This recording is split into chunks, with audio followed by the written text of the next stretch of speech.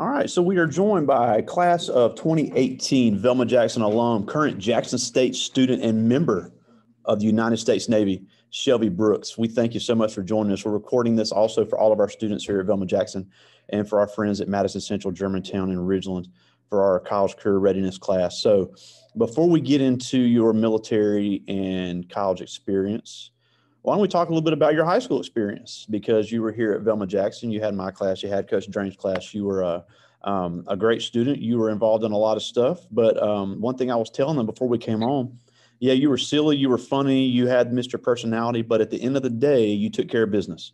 You were an excellent student, and we were really proud to see that. So talk a little bit about your high school experience coming here through Velma Jackson. Uh, I came 2014. That was like the year that Quinn and Martin was seniors. So I was on the basketball team at the time. I actually got a ring with them. It's in my room.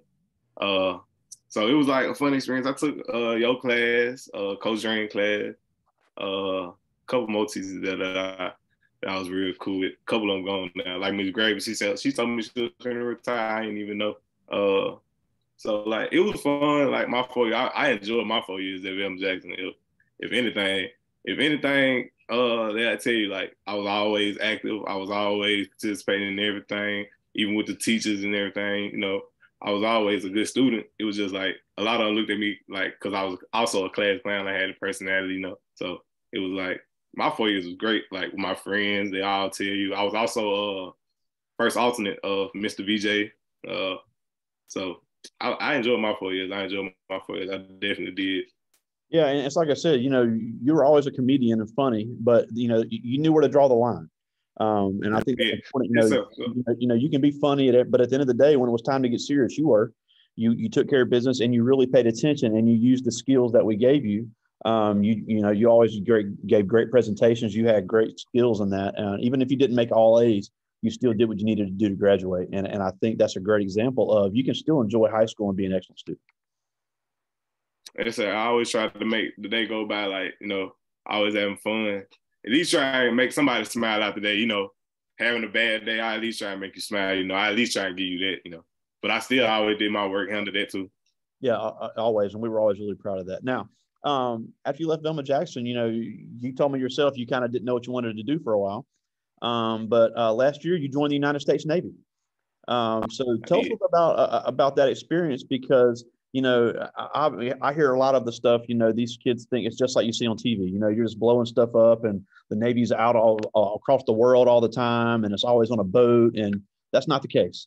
So tell us a little bit about your Navy experience and what your job is in the Navy and how that's translated into now being a student at Jackson State.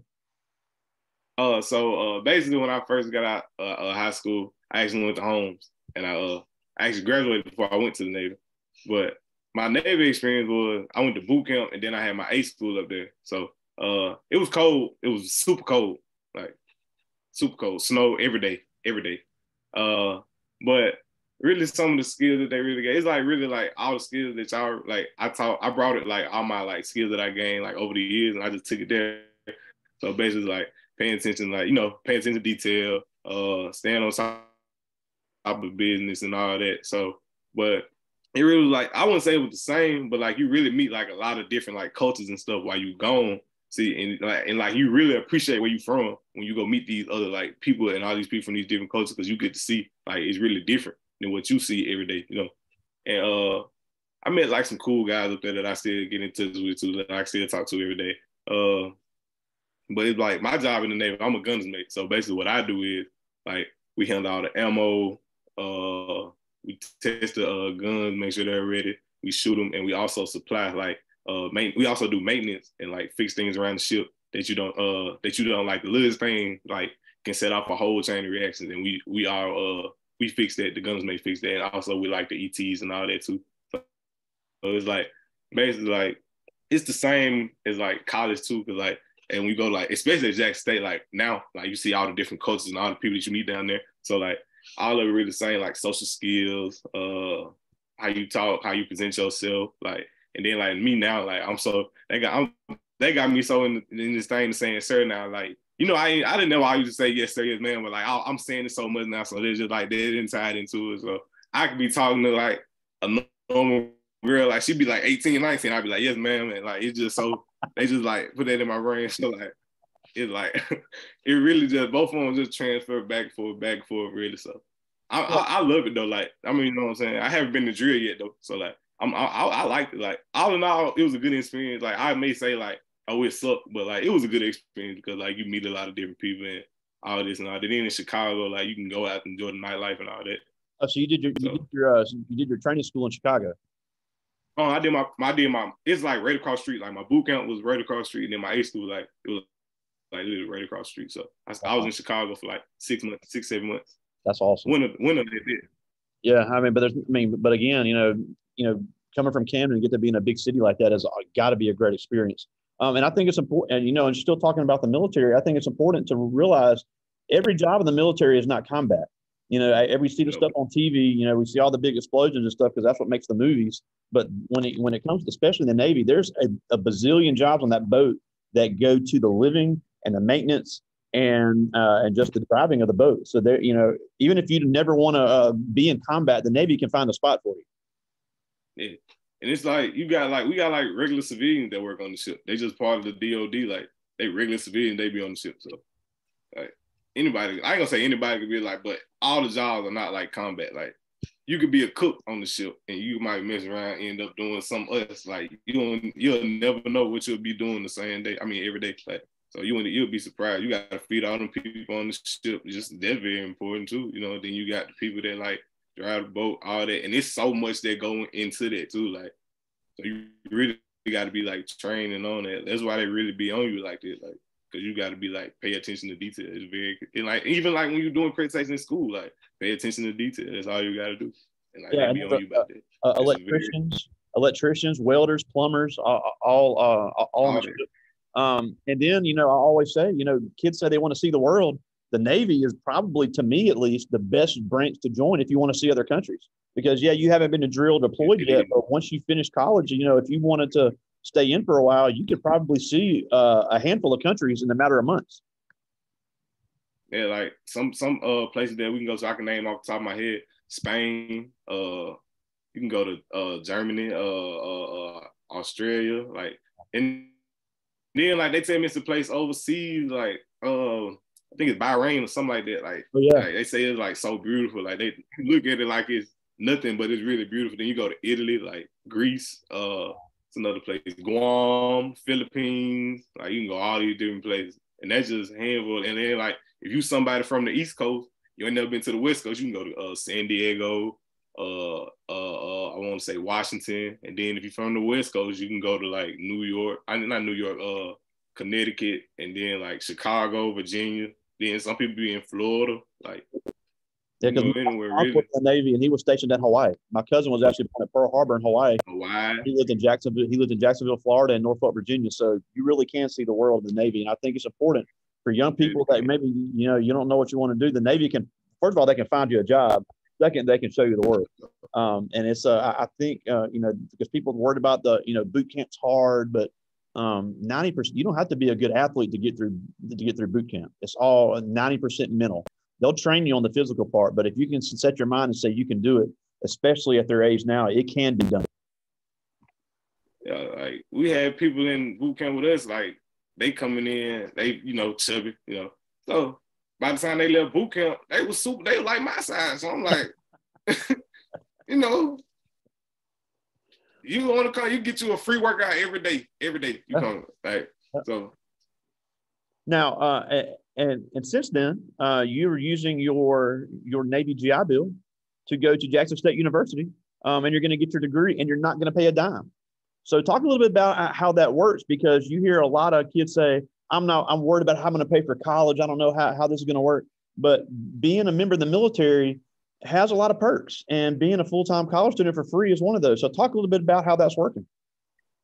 So basically, you get your GI Bill, you go, if you want to go to school, and if you do decide to go to the military, I'm gonna say it now, if you do decide to go to the military, make sure if you're in the military and you want to go to school, you make sure you tell them that, like, make sure you enforce that when you go talk to your recruiters and all that. Make sure you enforce it and let them know, like, you're going to school, you're gonna do this and do that. So when you get in the military, like you're gonna have classes. Like when you get in boot camp, you're gonna have classes and stuff. And like they'll explain all this to you, like what you get when you in school, all this and all that. And I ain't gonna say I advise you to, but if you want to, you can go to like a community college or something, get like a couple credits, like really graduate from like the community college and then go just do good while you're in school. So like you can keep all that money too. And then like you get that, and when you get in, you will be an E3 and you're getting paid more money to go to boot camp while you're at boot camp and while you're at school. So I do advise that too. And then when you go back, if you do decide to go to, yeah, you'll be an E3 when you go in. Like if you get like a certain amount of college credits, or like you can bring like people to like come in. Like if you like say your recruiter recruit you, and then you go bring like a couple of your friends to come with you, you'll rank up too, like off that, like you'll be like an E2 or E3, depending on how many people you come in. People you bring in. And so you get like more money on top of that. Wow. So then like when you come to school, like say you come back and like you in the National Guard or you in like the Navy Reserve, like I'm in, like you can go to school, like you want to go to the a university or something, you can go sign up for that and get your GI Bill, and you can basically like they'll pay you to come to school as long as you keep your grades up and stuff like that. So like you'll get paid additional money a semester. So if that's what you want to do, that's just something to keep in mind. That's what I'm doing. Awesome. I don't have to pay it down for school. Like I'm basically getting my degree for free. That's incredible. Now talk a little about your Jackson State experience, because we all see the headlines and stuff on TV, and that's a great time. It's a great campus experience. But it's tough academically as well. They have some great academic programs there. So talk a little bit about your campus life and your academic experience there at the HBCU. So Jackson State, I'm gonna tell you like this. Jackson State is a great school to come to. If you like the party life, the Greek life, and the HBCU life, because every day is something on campus. Every day is something to do on campus. So, and last week was homecoming week, and if you went there, I don't know what to tell you. You should have been there. But from Tuesday, it was cold out. And it was something to see. I agree. Coach. I had the time of my life that whole night. But we ain't gonna get in there. We're gonna talk about school. But Jackson State is good. I'm loving Jackson State. Basically, like all my classes, I got like 3 classes I go to, and I got like the rest of them online. But when I'm on campus, you'll see like the Greeks there. The Greeks be coming down. Like you'll see like a whole bunch of people on campus. Like you basically just like, it's a social environment. So if you don't talk to nobody, it's on you. So like easy to make friends. It's like plenty scenery. You got like the plaza, you got the student center, the gym, and then the Walton Payton Center, and all that. So, but then you got like, I don't really know too much about the program, but I'm in the education program, and I go to like the education building. So like, you just like, if you just walk on campus, like you bound to get into something. So like, I would advise, like, I wouldn't say, just like I go to Jackson State, I wouldn't just say, oh, all y'all come to Jackson State. Just if you want to go to Jackson State, you got to go down there while something happens. You know what I'm saying? You can get the full experience. So like, yeah, and it's a good school though. It's a good school. It's a very good school. I know you're in the education. Work not too hard. Work not too easy. Yeah, and because at the end of the day, they want you to succeed. And I know you're in the educational program, but talk a little bit about how big are the classes? Are the teachers going to stay on top of you? And one of the selling points of the HBCU is that family environment, because the teachers are going to know you by name and they're going to really know your individual needs.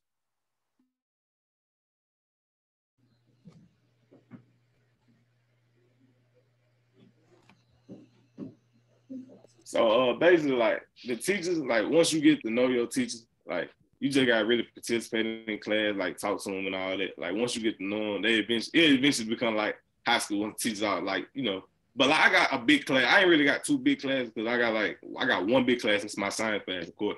But all my other classes, they like education. I think I got education and comp 2, and they basically like probably like no more than like 25 people in there. So like she basically like caught on us super quick. And my other class, yeah.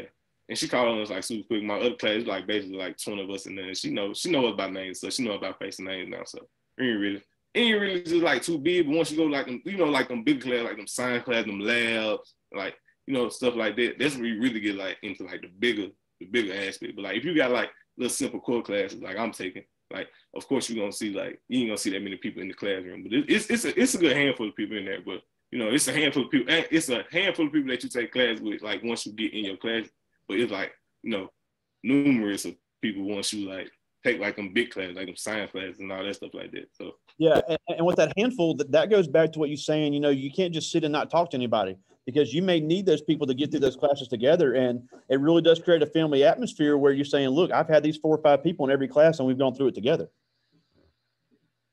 yeah, so like, but it's just like we got a group meeting. Like so, basically, like if we didn't do some work, or somebody did some work, like we just you know, so like, oh yeah, we doing this, we doing it. We can meet up, do the work, you know, study and stuff like that. So like, you really just catch on, like talk to people like that. Then like on top of that, like you probably like you in class, say you in class one day, and you get on like Instagram or something like that, you'll actually see like, cause I see it all the time. Like I see like people that I'm in class on Instagram. So like, you know, it's just like you really just get to seeing it all of it, like you know, and it's just like it's gonna be a family environment once you start talking to them. Like you gotta get active and talk to them. You can't just go to class and sit in there and not say nothing. You gotta go in there and like you actively talk to people. It don't matter what that person may act like or look like. You know, they always down for a conversation if you know. And I would say that would be wherever you go to college. You know, if you even if you don't go to Jackson State, anywhere, you're going to have to get involved because it's not just the degree you need; it's the networking you need because those professors are going to be the ones to sign for the internships. They're going to be the ones to write your recommendation letter. So being, you know, and you know how you should do my profiles where I would always stress about, you know, you got to get comfortable speaking. It's the same principle. You don't have to be a public speaker, but you have to be able to present yourself and you have to be able to write and communicate because that verbal communication is so vital when it comes to college success. Yeah, so it's like basically like like as soon as if you go to like community college, the first class like they probably make you take is public speaking.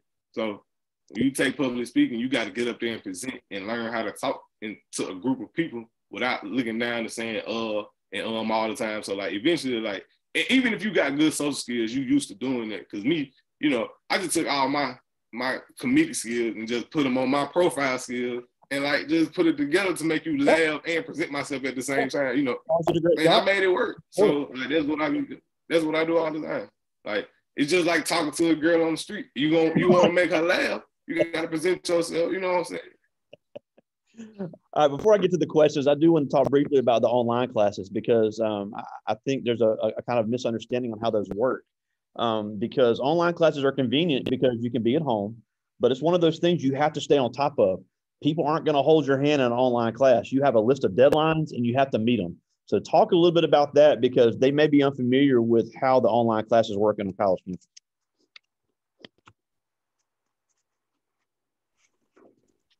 So basically online class is like all your classes, all your work is online. So if you don't stay on top of that, you will miss assignments. You will have like, and they will not open them assignments back up at all.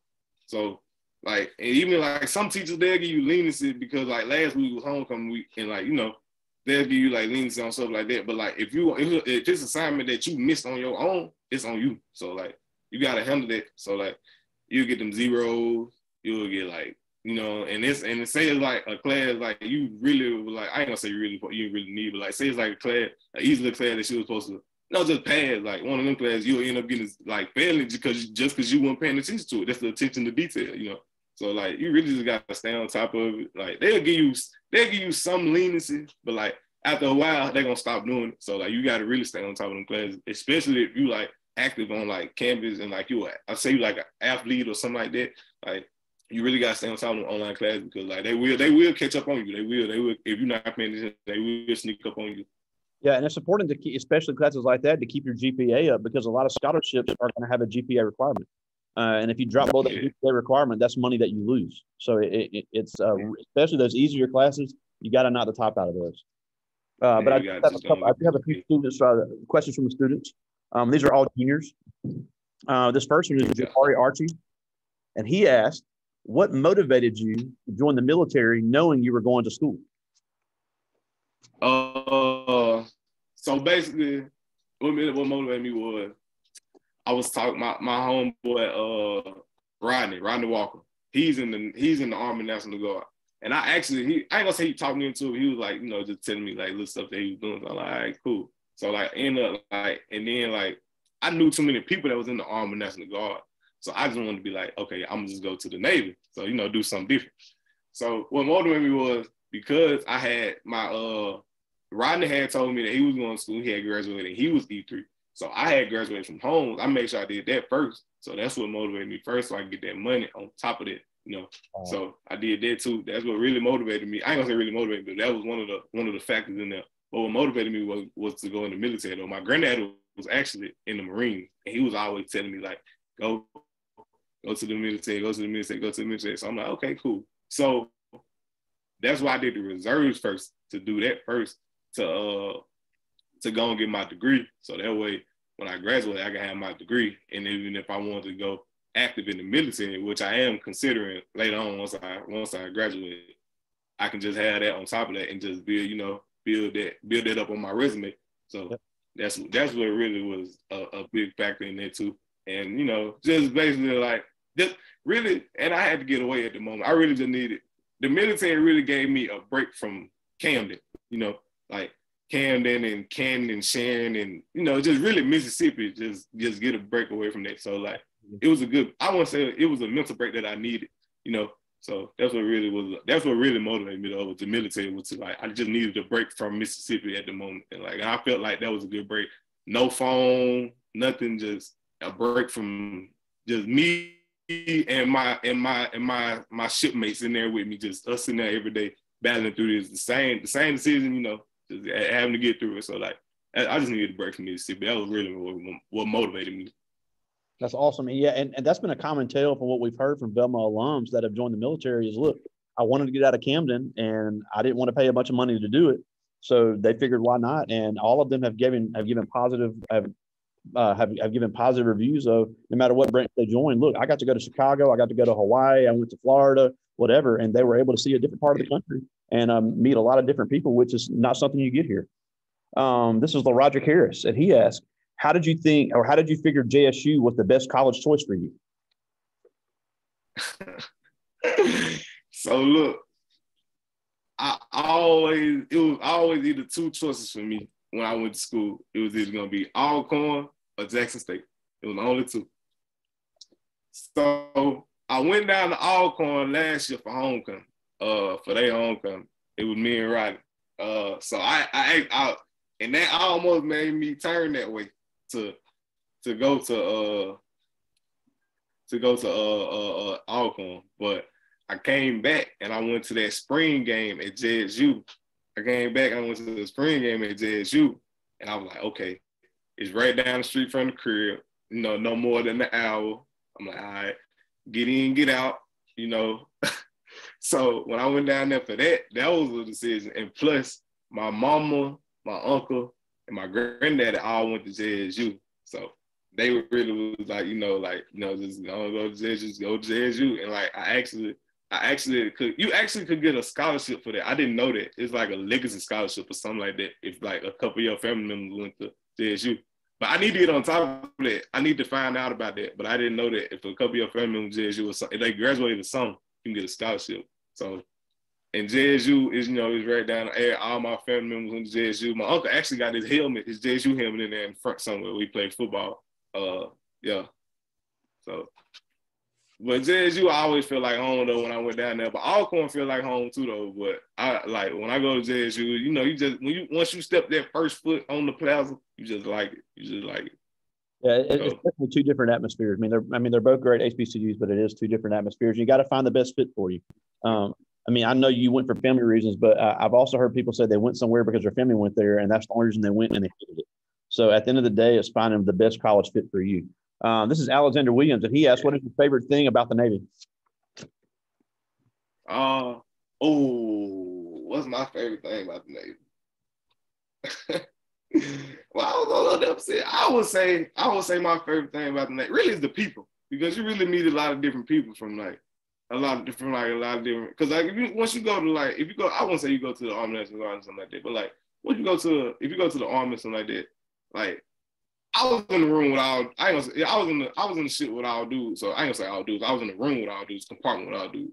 So like you know, you just sitting there talking to them all day, every day, and then like you know, you just find out about them, learn about them. Like you know, you just like me personally, I'm a people person, so I like learning about people. So like, oh, you get to learn about them. I like the people though. I say the people, and second, the food. The food good too. The food good too. Really? Food. Once. Yeah, it was actually pretty good. You would be surprised about some stuff that be actually be good that you didn't know was actually good. It'd be good. Yeah, and, you know, traveling too. Yeah, and I think you'd be surprised. A lot of people that join the Navy would have the same mindset you would have. They're from a small area in a different part of the country. I had to get away, so they're going to really relate to that situation. They may be Hispanic, white, Asian, or whatever, but they're going to be from a similar situation. Like, look, I'm from a small town. I want to get the heck out of there. So they're going to relate to you in that regard. Yeah, like I mean, like me, it was like I want to say like a dude in there. He was from like Bay St. Louis, Mississippi. I think that's where he was from. Yeah, I was like, man, Bay St. Louis. I was like that in Mississippi. So like, you know, you'll eventually like once you get to talking around, like you'll meet some people that's locally that you know locally, or like you know, like you'll be surprised. Some people you meet that be from like you'll be like Mississippi. Like what you know about Mississippi? Yeah. Now, I just got one more from the student. This is Ashley Stanford, and she asked if you is there anything you would change about the path you've taken?